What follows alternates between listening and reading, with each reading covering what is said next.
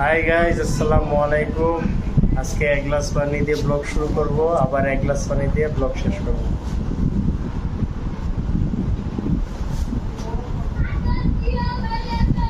লো glass লো। এই যে এখানে আছে দেখেন প্রীতম, এখানে আছে উনি। উনি তুমি কি করছো? উনি ভাই ঘুমাই গেছে, সত্যি ঘুমাই গেছোস? ঘুমাও, গ্লাসটা রাখো। এখানে দান শুকাইতেছে রোদ্রের মধ্যে। আরে ভাই তোরা এর উপরে উঠছসকে ময়লা। আর আমি এদিক দিয়ে সবাই ধান উড়াইতেছে। এই যে নানা মণি মামা সবাই, যে পরিমাণে রৌদ্র এর মধ্যে আপনার ছাউনি দিছে আর কি, ত্রিপাল দিয়া। প্রচুর পরিমাণে রোদ বাইরে।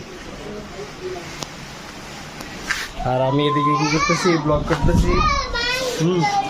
তো যারা যেখান থেকে ভিডিওটি দেখেছেন অবশ্যই একটা লাইক করে দেন, এবং চ্যানেলে যদি নতুন হয়ে থাকেন তাহলে অবশ্যই চ্যানেলটি সাবস্ক্রাইব করে দেন, ঠিক আছে? কিছু বলবি আরাফ? এই যে কি গরম মামা, দেখছিস কি পরিমাণে এনেছে, যে গরম। ওই দিকে যান, এটার নাম কি?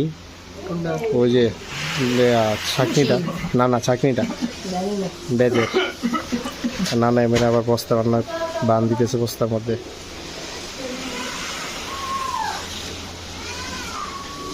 নানা নানা নানা এদিকে তাকাও।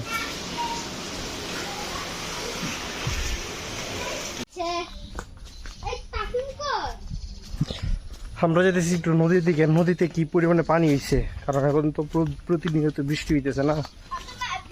প্রতিদিন সকালে দুপুরে রাত্রে বৃষ্টি হইতেছে প্রচুর পরিমাণে। দাঁড়া, আয় চুপ করো, দাঁড়া। এখন একটু দেখেছি নদীর পানি কি পরিমাণে হয়েছে।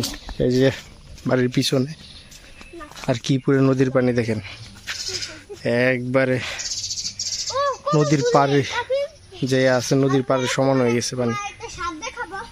কি কি তোমার একটা বিশাল একটা সাপ, চলো আমরা এখানে চলে যাই। এই